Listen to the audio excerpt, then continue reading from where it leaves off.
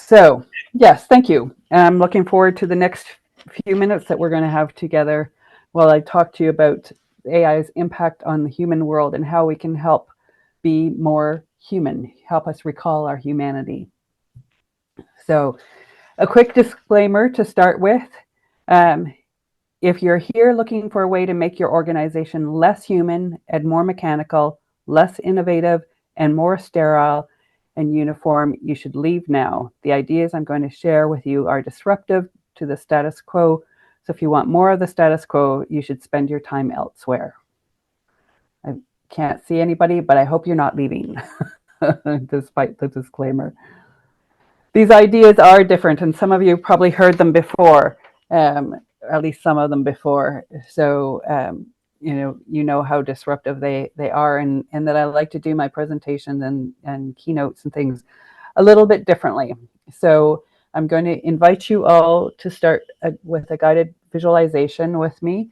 Um, if you're comfortable doing this, get comfortable, close your eyes, take a deep breath. If you're not comfortable to do that, just soften your gaze and look downwards and just listen to my voice. So, like I say, take a deep breath, close your eyes. Picture in your mind's eye a small and delicate flower floating gently inside your skull, just behind the bone of your forehead. Picture the delicate flower just floating there. Notice the flower's color, its shape, the pattern of its petals.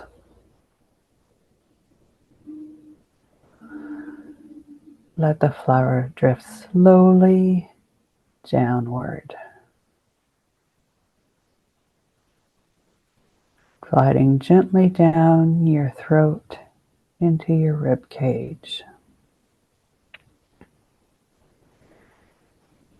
Drifting down and down between your lungs,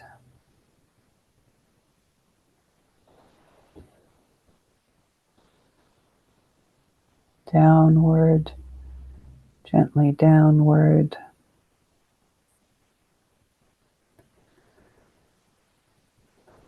coming to rest in the lowest place in your abdomen, the place where your breath reaches when you breathe fully and deeply. A quiet touch of color deep in the darkness of your abdomen.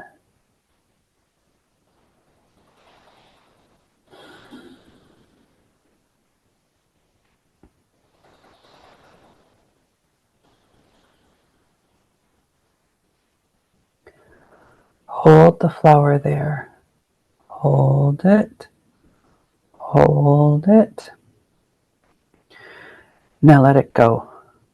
Let the flower vanish.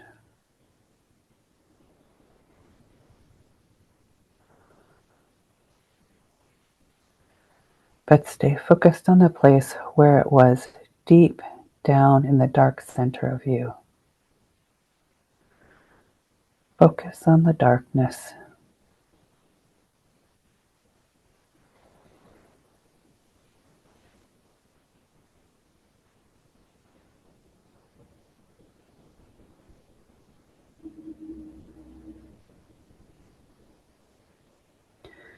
Now, when you're ready, and only when you're ready, open your eyes and come back into our room. Virtual or real, come back into the room.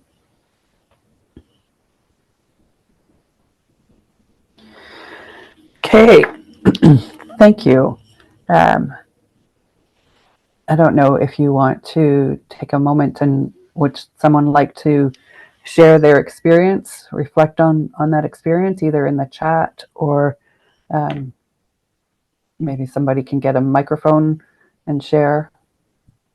Anyone who wishes to share the reflection of that exercise that we just done now? We have one person. Excellent. In the room. Thank you. Kagiso Mabe here on the mic. So I just want to check, am I the only one whose flower kept going back up because it was moving too fast? Oh, when the next instruction came, I had to take it back up again. I was, okay, it's moving too fast. And that dark place, when we finally let it out, I seriously let it out. Yeah, through the bottom. I'm just checking if anyone had a similar experience. Okay. Stephanie, you could hear that? Yes, I could. I can tell you that everyone has a different experience. I've had people say that they didn't want to let the flower go, that they liked the flower, they wanted to keep the flower. So everyone has a different experience, and whatever experience you have is the right experience. So thank you for sharing that. Anyone else? It looks like we're good here. You can proceed. Okay, great. Thank you. So I am going to start off this session with a couple of questions. The first one is, what does it mean to be human? Now, I know you're in a room there. I don't know if you want to talk to the person beside you for a minute, or just if anyone wants to share their thoughts on what does it mean to be human? Does anybody want to? Why don't you talk to the person next to you for a minute, and then we'll take some people at the microphone and get some comments. And if you're online, feel free to put it in the chat. What does it mean to be human? Yeah. What does it mean to be human? What's the difference between you and an AI chatbot?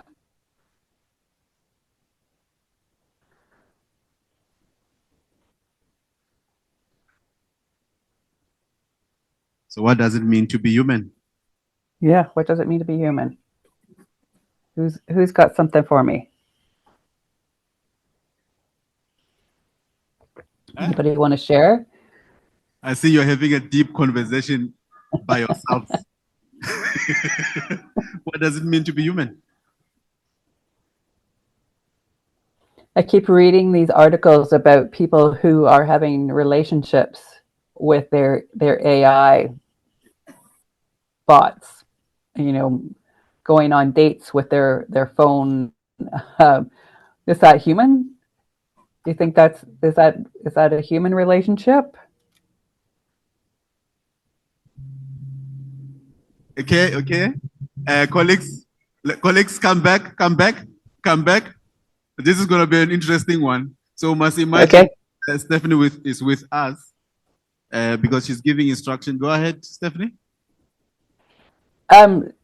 Just, if you've had a little short talk with the person next to you, who's got something that they would like to share, grab a mic and yeah, let's see who wants to share.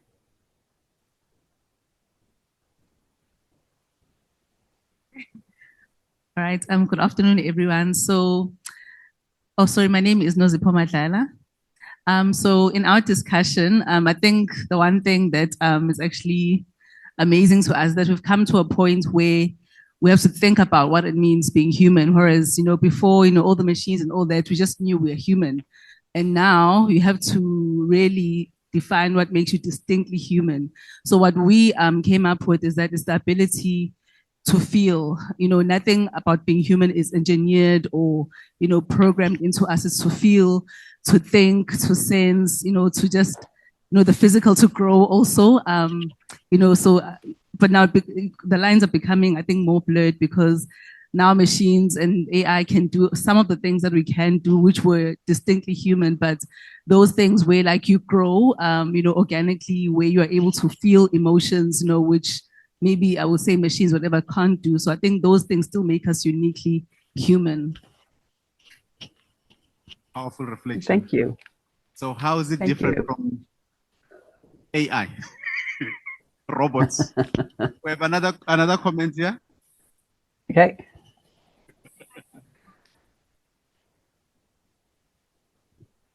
Afternoon, Taban Charlie here. I think for me, it sums up what the lady was saying. It's greatness. I mean, being human with all these functions intertwined in our whole body. I mean, with just the exercise that we were doing, having to, imagine a flower and all of that. So for me, it's greatness, being, whole with so many capabilities and functions. Thanks. Thank And you you. think the robot can't do that? Okay. We have another comment. Okay. Oh, we've got 2 comments, Stephanie. Okay. Yeah, ours was very, very simple. I mean, human, 90% water, so there's nothing home to write about.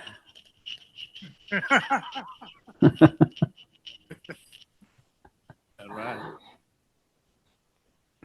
Where's Jeanette?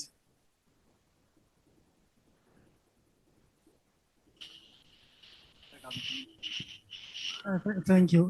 My name is Makwena Malala. Our group was very naughty. They define a human being as somebody who can breathe, eat, and bath repeatedly.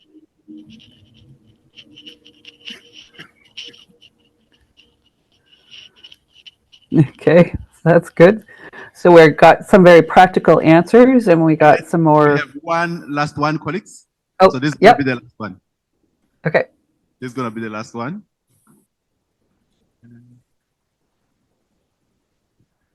Good afternoon.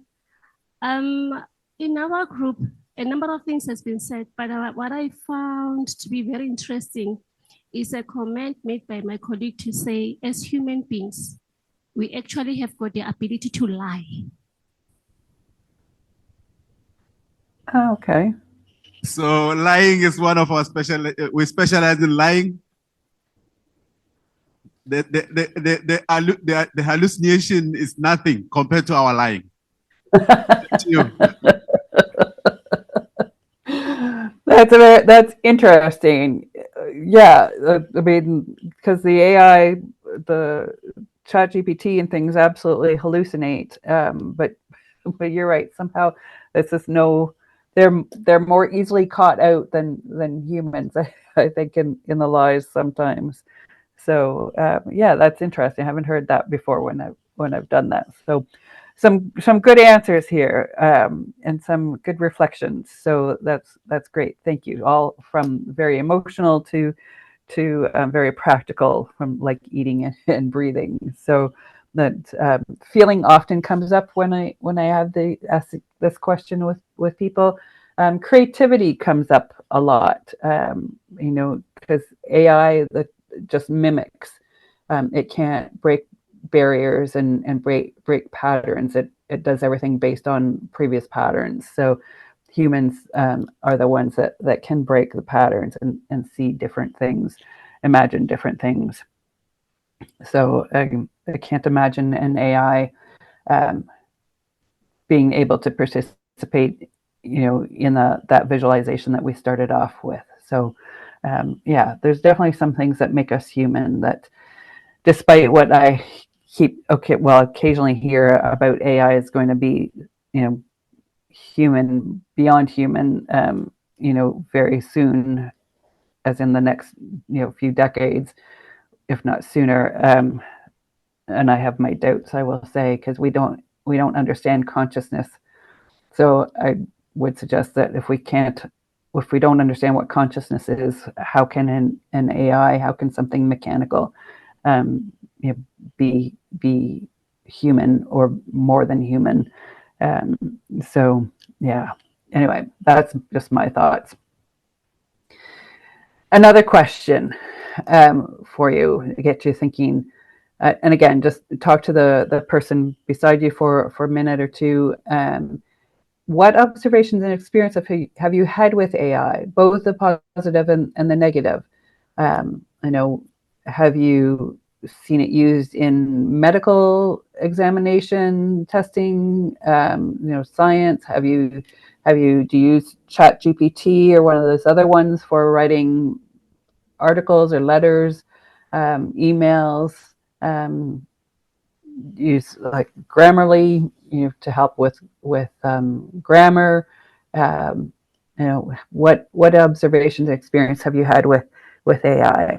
So again, take a minute or two and talk to the person next to you, and then we'll do some sharing after that. So go ahead. Okay.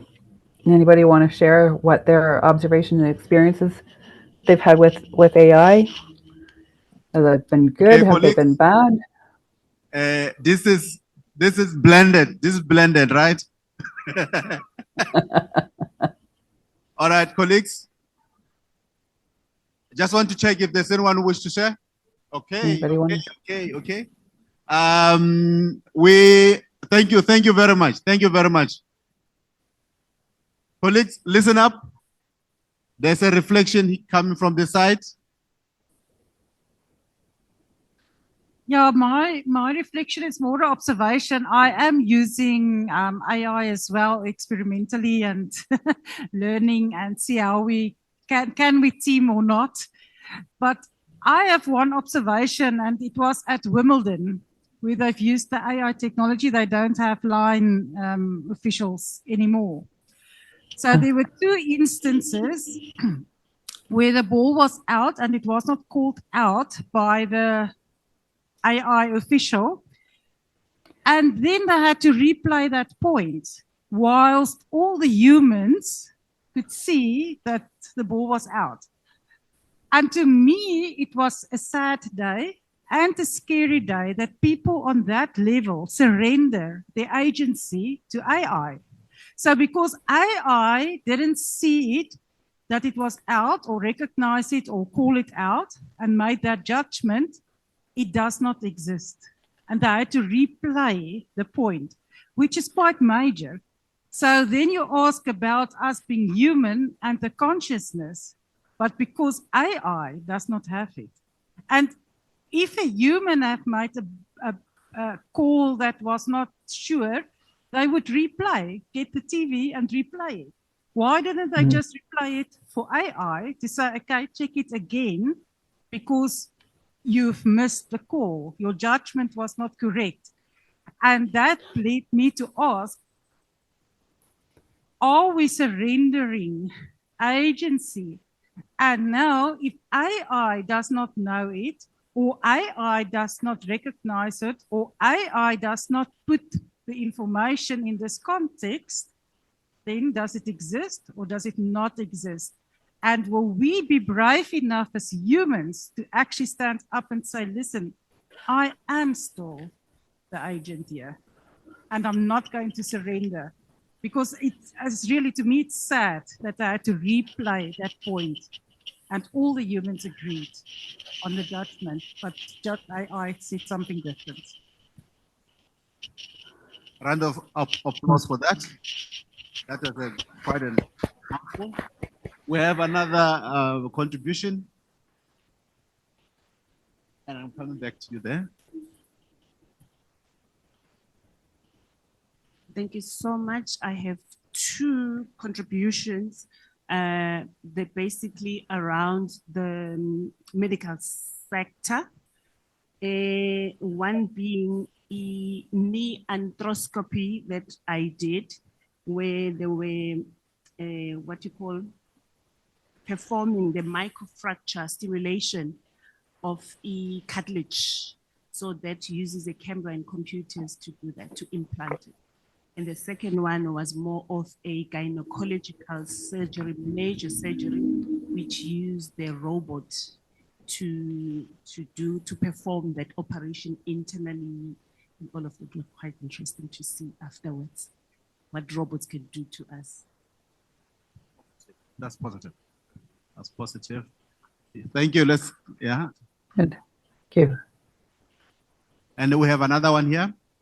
Go ahead. Thank you.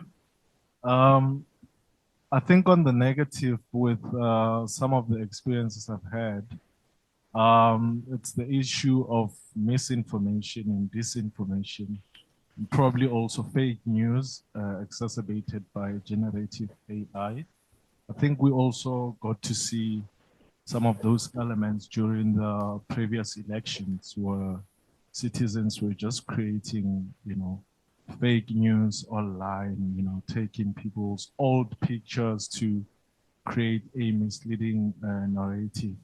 But Doc speaks about some of the regulatory reforms that we see in our country through the UCT and other bodies. But I think we also need to see countries doing a lot, especially in Africa. I mean, I checked one day and I could only find that there's only about 5 countries in Africa with AI strategies.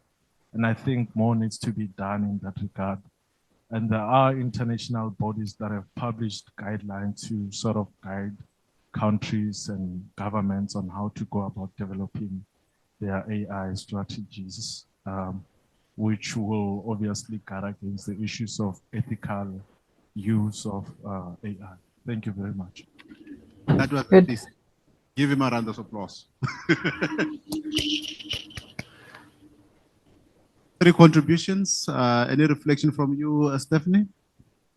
Good. Those are great. Thank you so much for sharing. I hadn't heard about that Wimbledon thing, so that's very interesting. And you're right. We have surrendered to the technology and given up our agency. I'm going to talk a little bit about some research that's been done around that in a minute. But yeah, I think your point's right on. Are we going to be brave enough to stand up against the AI and against the people that are pushing the AI as some grand solution? So the misinformation and disinformation, deep fakes, all of that stuff greatly concerns me. That people aren't really taking this as seriously. But this is disrupting our society, and not in a good way. I think that you're right that we need to have more guidelines around AI and how it can be used, and governments aren't doing enough. Denmark's doing some things. I know the EU is doing some things, but from a Canadian North American perspective, there's really not enough going on this side of the ocean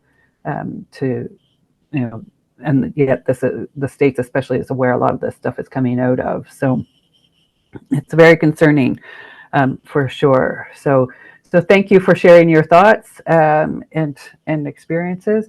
I personally have had both good and bad experiences with AI. I've found it useful, and I've also found that it hallucinates and has generated stuff that I can't use. It was faster and easier for me to do it on my own because it just was not. I couldn't. It wasn't giving me stuff that was useful. So in some cases, so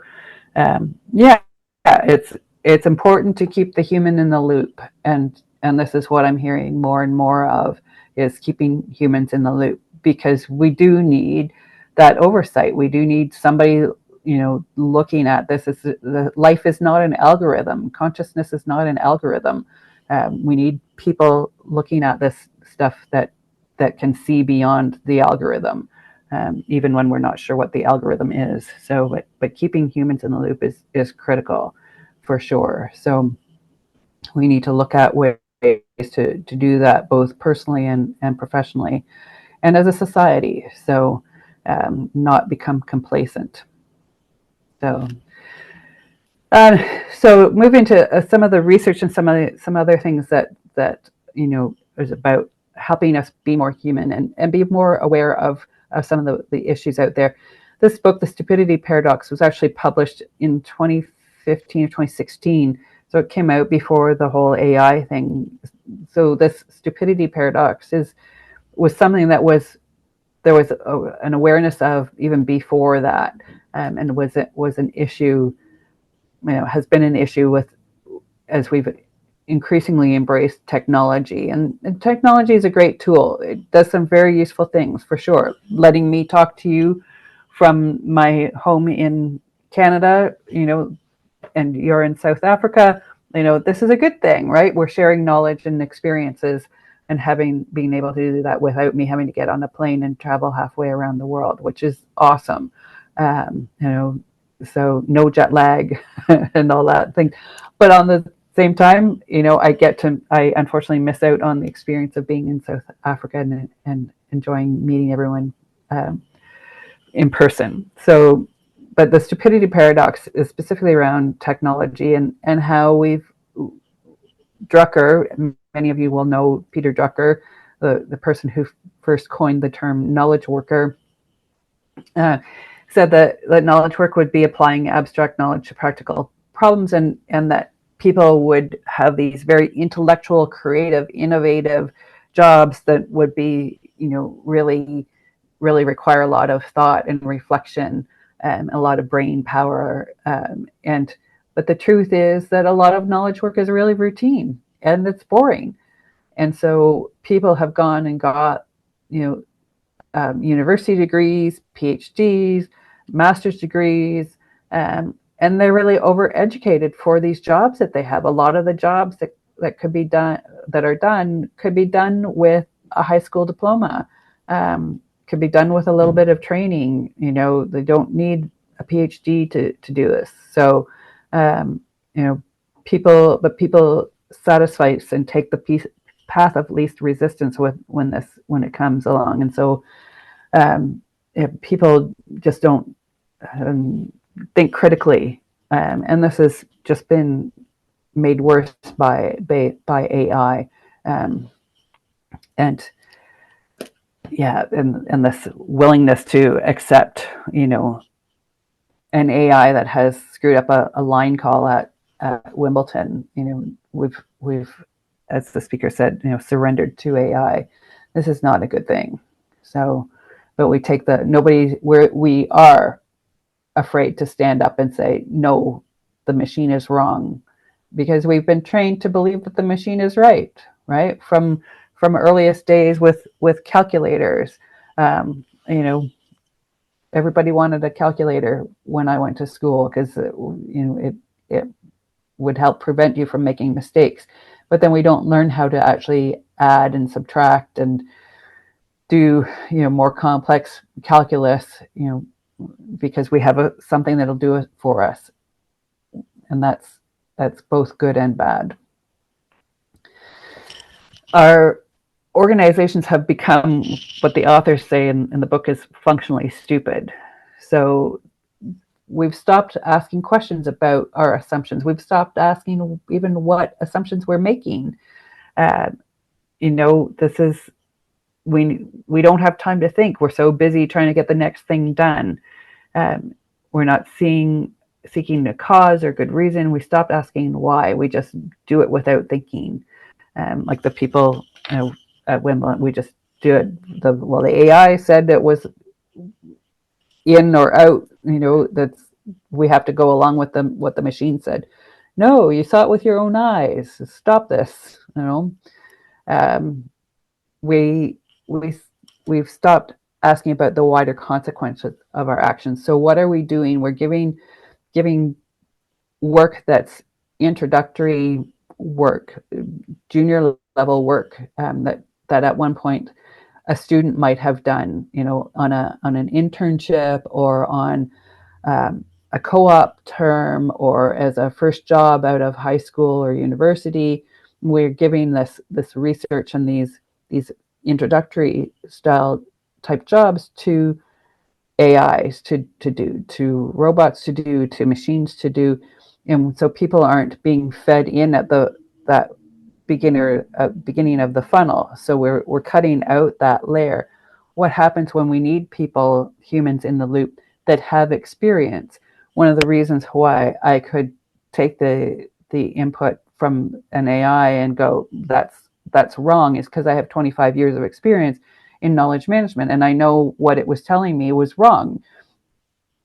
So what happens though if I had got to this point and not had that experience, I wouldn't be able to know if the AI is wrong. And so this is what's happening.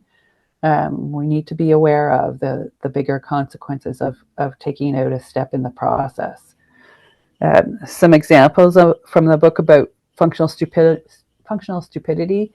Some different examples where companies have focused on the wrong thing, because they just didn't, in most of these cases, they just didn't listen to people. They were paying more attention to machines and numbers and metrics. The one on the bottom, the 2008 financial crisis, was fueled by excessive risk taking, driven by a focus on making numbers look good. So they were more interested in making their bonus numbers than doing what was right for people, for their clients, for the citizenry. And we end up with this global recession because people were too focused on making the numbers look good and not appreciating the consequences of their actions. The way some universities focus on ceremony and appearances rather than the quality of the education. These things are really stupidity in action, and yet people just go along to get along and don't question these things. And like I say, it's made even worse by AI. So AI builds on this, as we've been saying, as we've been seeing. And this is a paper that came out in 2005, if you want to read more about it. It's called AI Tools in Society, Impacts on Cognitive Offloading and the Future of Critical Thinking. I think you can, I'm sure you can download it, but it's for free. That's a DOI. You can get it that way. It was making the rounds on LinkedIn earlier this year, which is where I found it from. But it's AI just takes away our critical thinking, our agency, and this is not a good thing. So the paper talks about the impacts of the use of AI. It talks about cognitive offloading and skill erosion, which I've just been saying, generational gaps, and this is interesting. Younger participants exhibited greater dependence on AI tools compared to older groups, raising concerns about long-term implications for professional expertise and judgment. That's what I was just saying. We're taking those skills, that development of knowledge, of judgment, out of the equation. So you can only develop good judgment by making bad judgments. So if you lose the opportunity to make bad decisions, you're never going to learn how to make good ones. And so things get pushed out. I find cycles for things take a lot longer in some respects, or we go down the wrong path, because there's no experience there to build on and to say, oh, well, but hold on. The skills have been eroded. One of the things, now this isn't discussed in the paper, but one of the things I keep saying, and I mentioned a minute ago, is this AI psychosis. There was a video I watched on the weekend from BBC News, but I've read other articles in other news outlets about people who fall in love with their AI, who have these deep conversations with AI, and it convinces them of things that aren't true. In this video from the BBC that I watched on the weekend, it was talking about someone that the AI had convinced him he was going to be a millionaire if he published a book, and all he had to do was publish a book and sell the movie rights. And it had convinced him that this was a possibility. So it was crazy. They interviewed this young man, and he said he was totally believed, because the AI just has a very positive outlook. It's reinforcing whatever it is that we're saying. So it's also convinced people that they should commit suicide and done other psychological damage. So we really need to be careful with this, not just from a work perspective, but from a personal perspective, an emotional perspective. So the question is, this lack of critical thinking, how do we as knowledge managers do something about this? We're not just implementing technology, we're not just creating databases and trying to capture knowledge or create new knowledge. How do we as knowledge managers do something about this? AI is big in knowledge management.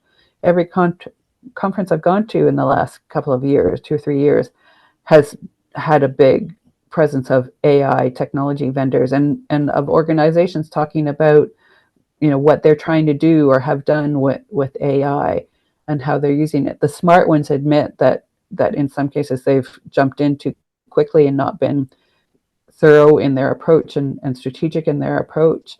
But what do we as knowledge managers do about this lack of critical thinking when people continue to see knowledge management as just technology?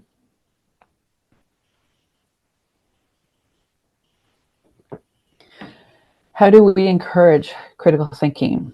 I want to pause there and ask you, how do we encourage critical thinking as knowledge managers? Anybody brave enough to get up and grab the mic and share some thoughts? The blended learning colleagues, you always have to imagine that Stephanie is sitting there right next to you. So when she gives instructions, you must stand up. to respond to that question?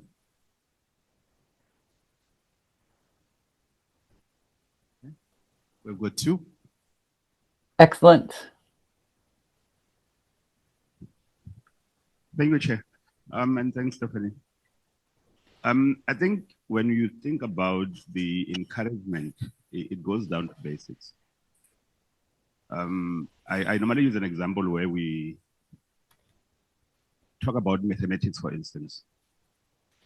Nowadays, you give not even a grade 10 learner, but a grade 12 learner, a simple board maths question.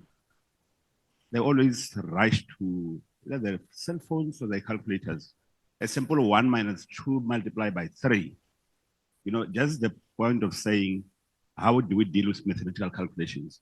It's just go back to the basics. So if we don't fix our basics, we have now shifted our mind to a point that we can't even think without having to use such gadgets. Thank you. Great, thank you. Sure. That's right. We need to fix the basics, pay attention to the basics. We can't do things that are more complex if we don't understand the ground and have a grounding in the basics. Thank you, Stephanie. I think it also has to do with whether we even know whether we are critical thinkers. I like to refer to the Paul Elder framework on critical thinking, where there are certain standards expected from you to be able to actually get to the point where you are a critical thinker. And I think one of the most important aspects that relates to your ability to think critically is to be willing to expose yourself to various points of view.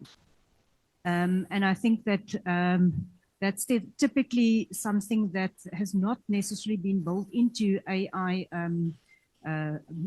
models, and it perpetuates the typical biases that we have built into it, and therefore our ability to open ourselves up to these various points of view are already compromised through our turning to Google for multiple answers, instead of actually challenging ourselves to take the time to start thinking critically.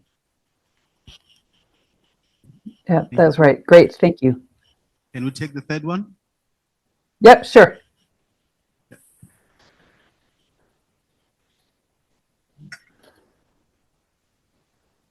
I think an easy thing would be to just acknowledge our biases so that we can encourage ourselves to think beyond, our biases. Great, thank you. Yeah. Yes, we don't do enough of that, acknowledging our biases. So those are our Great. Yeah. That's great. Thanks.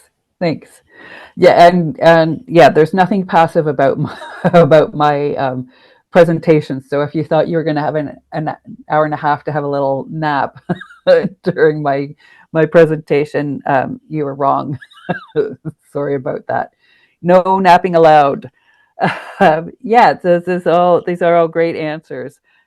Fixing the basics, looking at different points of view, and this is something that social media is a good point. It allows us to stay in touch with people that maybe aren't close, or maybe they are close and we just are busy with our own lives, and so it allows us a way to keep in touch with people.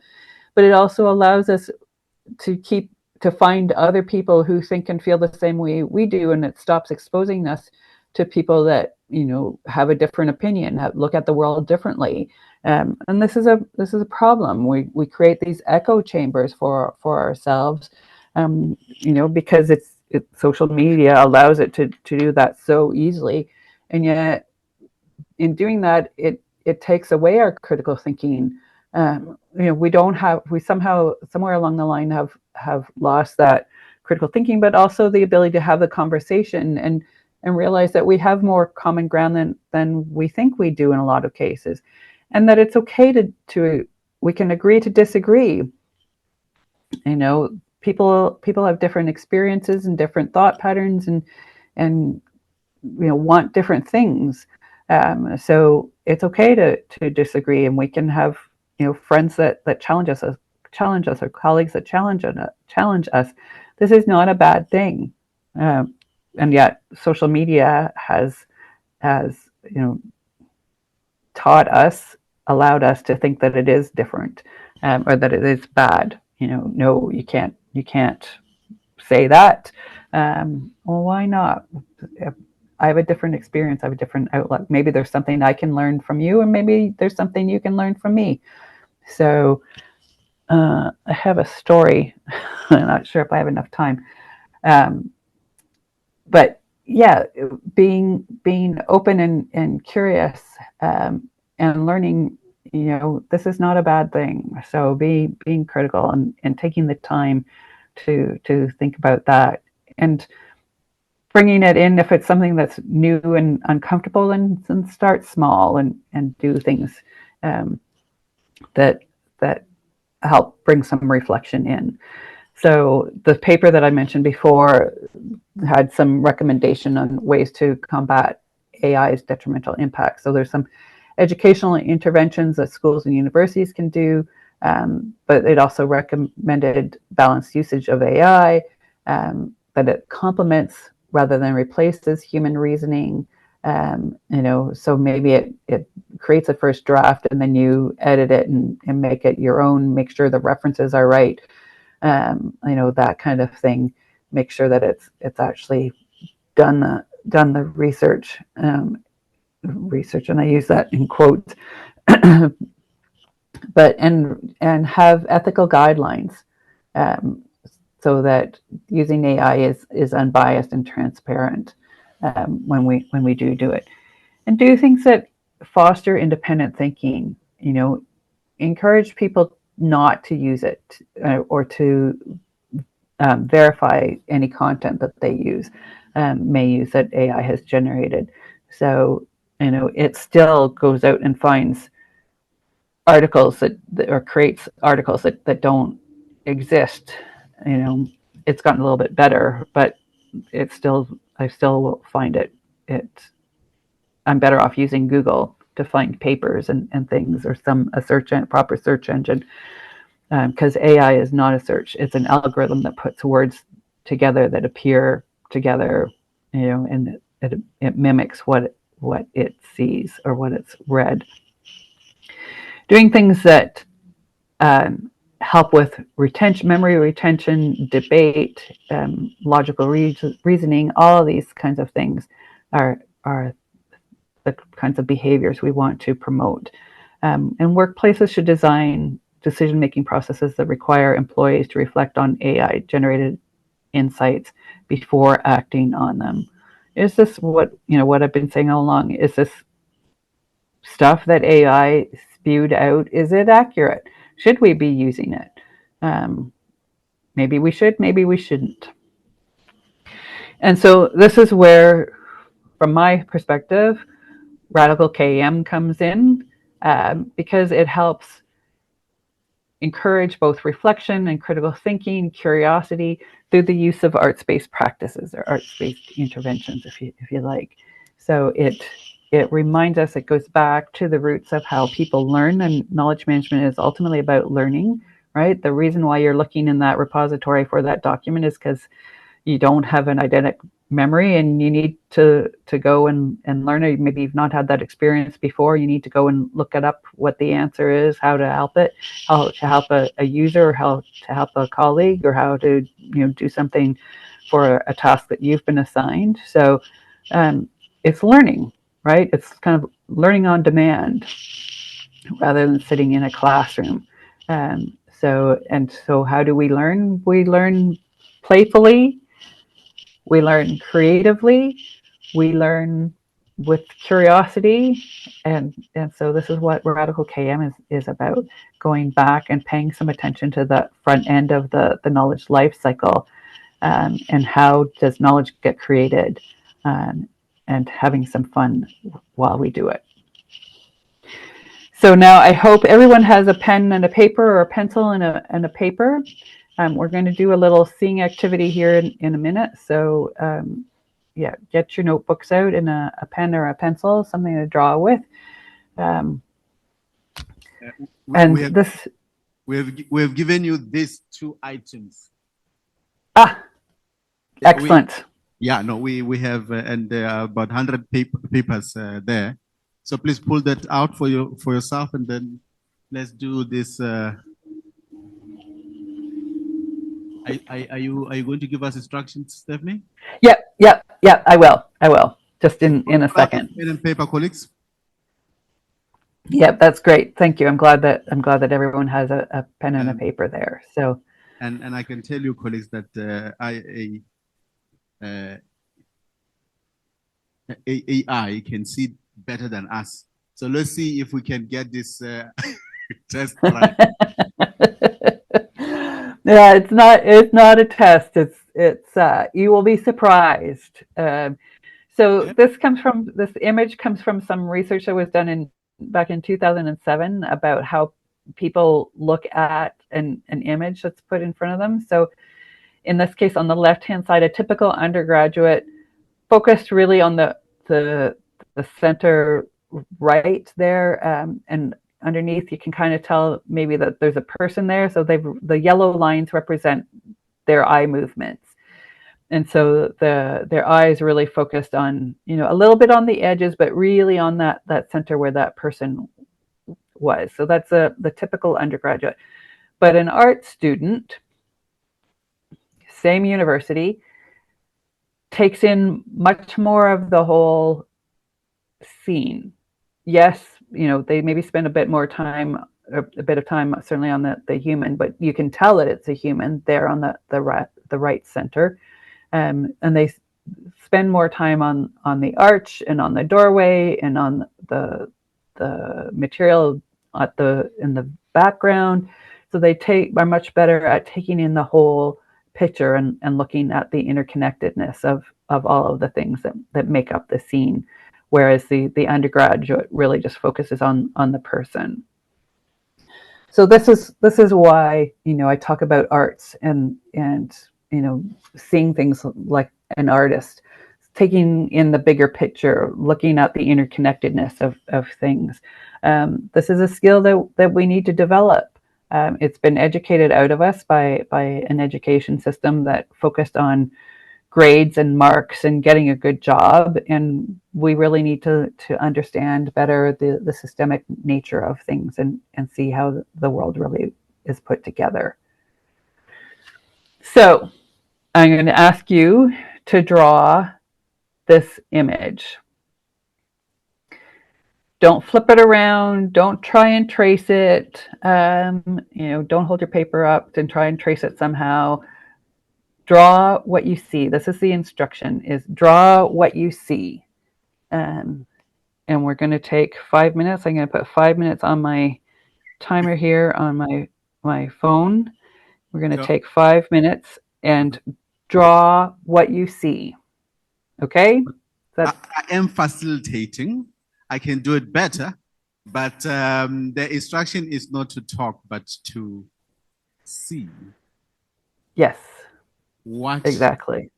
And then I won't use the word try to draw, but rather draw. Yeah. Draw what you see. That's the only instruction. Draw what you see. And I've set the timer, so we've got 5 minutes. I can see some colleagues are complete. They are leaving. Oh. Well, that's not good that they're leaving. I mean, that's okay that they're done, but yeah, hopefully they're coming back. Hopefully they're not leaving in frustration and giving up. Stephanie, I'm gonna give you mine after the session. Okay. I'm focusing on my facilitation for now. Okay. We got 2.5 minutes left. You still got lots of time. Yeah. Just focus on what you 2.5 minutes to complete. Yeah, just focus on what you see. Don't try and turn it upside down or turn it around or anything. Just focus on what you see. Stephanie, for the effort, colleagues wish we had an award for this one.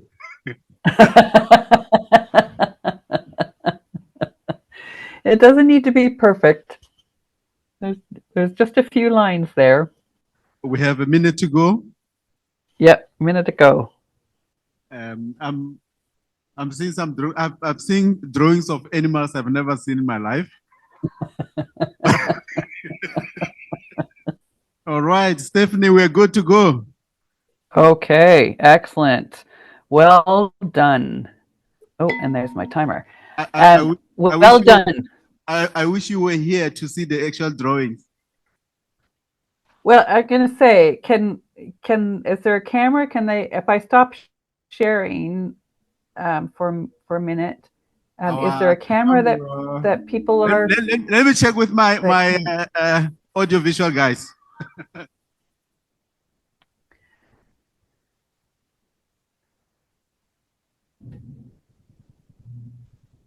I can see everybody. Excellent. All right. So I'm told that we can show you. Okay. The instructions. Yeah. Anyway. You will have to. There, I can. Excellent. Well done. Well done. How did you find that? Did you focus on? Excellent. What happens if you flip it now so that it's the other way around? Excellent. Well done. Well done. I'm proud of you guys for doing this. I know it's uncomfortable. What animal is that? Now, are you surprised at how much that looks like a horse? I was surprised when the first time I did it that it actually looked like a horse. Well done. Nice. So turn it. Can you flip it around? Nice. Nice. Well done. Thank you. That's awesome. And thumbs up to your AV guys that they're zooming in on the horses, the pictures. Excellent. Thank you. Thank you. That's awesome. That's great. So yes, so obviously you were drawing a horse. Let me see, find my slides again. Obviously you were drawing a horse. Of course. So, but so yeah, there would debrief the upside down horse.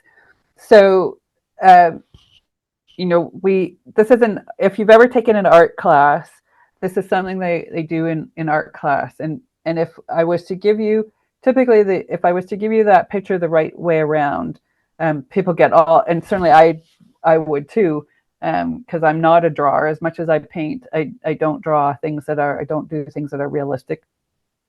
What I paint is an expression of, you know, what I'm feeling or what I'm thinking about. So it's not, I'm not trying to draw a tree or a horse or a house or anything like that. So these kinds of things certainly intimidate me. They intimidate a lot of people, because we're told we have this expectation of perfection. But there's lots of different ways to represent a horse.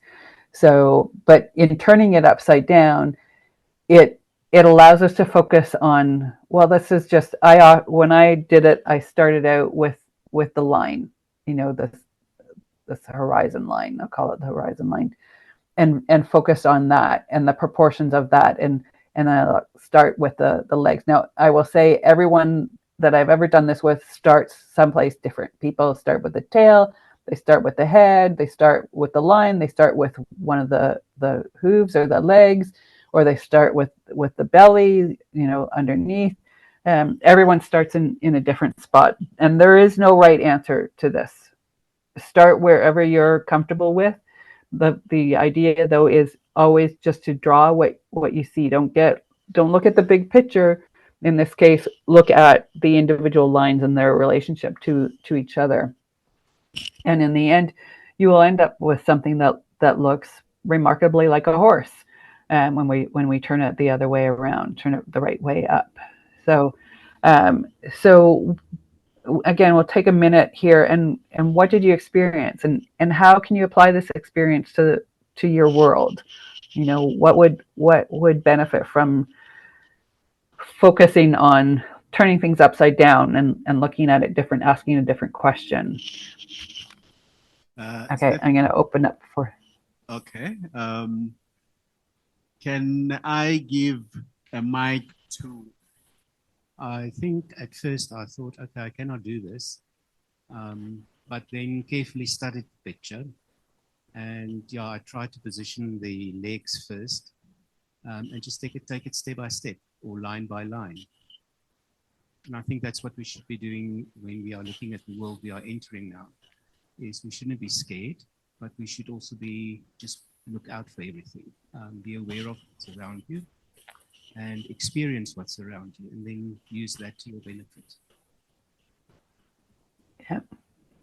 Don't look at the Yeah, size of the top. Okay, we have another reflection.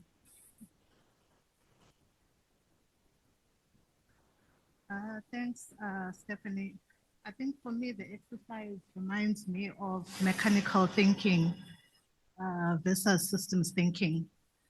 So mechanical thinking always tells us to follow a linear process, and things are not always so linear. So sometimes you need to start somewhere. Can be anywhere, but just start somewhere. Yeah. Not wait for budget confirmation, right? Before start working. Anyone else? We have a hard stop at 3, right? But we're gonna manage. Okay. What I got from this was that it immediately took me back to my past experiences, and I had to put on my hat from when I did art in grade at school, and it made me think about what was taught to me at the time and how I can apply this. The same goes for this experience today. I can think about what my previous experiences taught me, how you can apply it, and even though the lines are set out for you, you can still go and draw outside of the lines through innovation. Yes. Yes. Very good. Thank you. Thank you for sharing your reflections. Yeah, this is all, and what everyone said is very true. And I think sometimes we just need to start, pick a place and start. We don't have to have perfect information.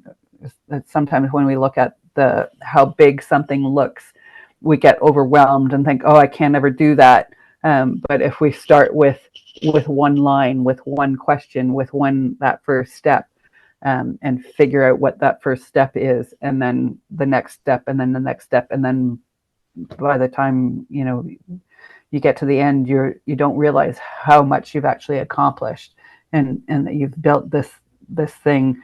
Certainly, that was my experience with KM when I first started with knowledge management back 25 years ago with HP. I just did, the one thing that every day that I could figure out to do, and people that I could talk to, and end up with a very successful KM program. So yeah, just start and start someplace. So just you said hard stop at 3. Sorry, Stephanie, we have one comment and then we can move. Oh, yep. Okay. Thank you.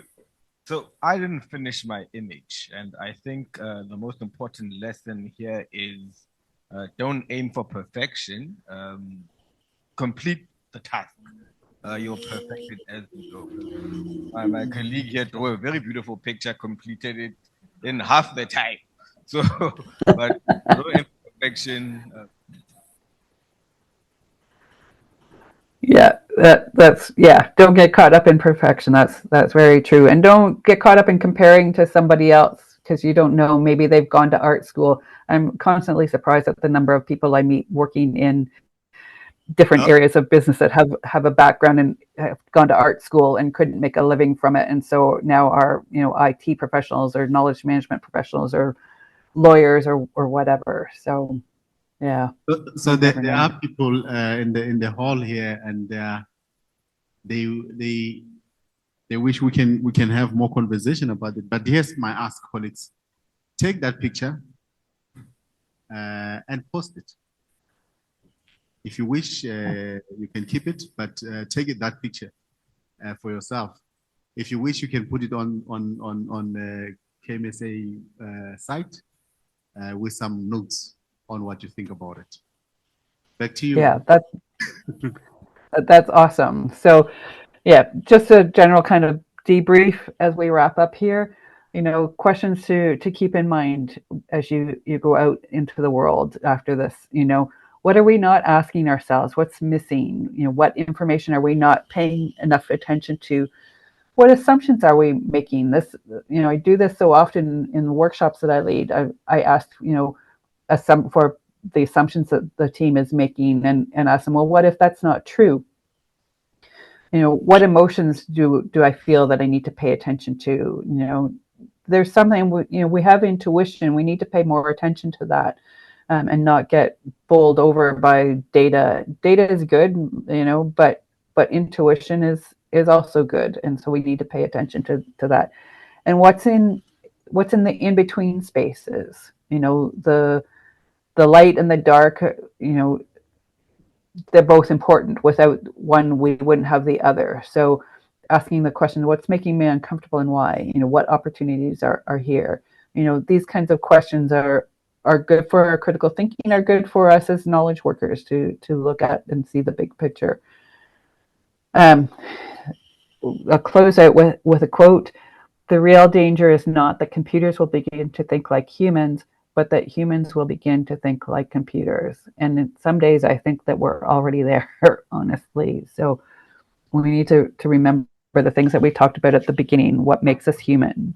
The feelings and the ability to grow, our greatness, our wholeness, our ability to visualize and be creative. So remember that. And I don't know, do we have a minute for a question or two, maybe? I'm going to stop sharing. We can take 2 questions. I will start. Okay. You had questions? You good? Any questions? Yeah. A quick one. The advance of the humanoid robotic, let me just narrate a story. There was a humanoid robotic that was interviewing a female journalist. For some reason, the journalist kind of looked and faced, and the back was actually facing the face of that humanoid robot. And, you know, unexpected, you know, from, you know, the journalists, the humanoid robotics started to pat the back of the female journalist. Now, the commentary there was that this humanoid robot has started to mimic the behavior of human being. Obviously, it was created in the image of a male. So,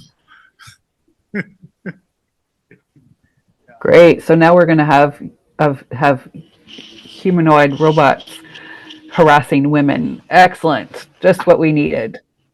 All right. Yeah. But maybe Sarcasm there, not but- have a better comment. Maybe what we can do, and I think we are going to see here on the screen. So we are at a conference, colleagues, KMSA conference. We don't do the usual things. We are going to give a standing ovation for keeping us from 20 to 2 to 3. And you guys are sitting and still listening. I really appreciate it. Thank you very much, Stephanie. But as part of our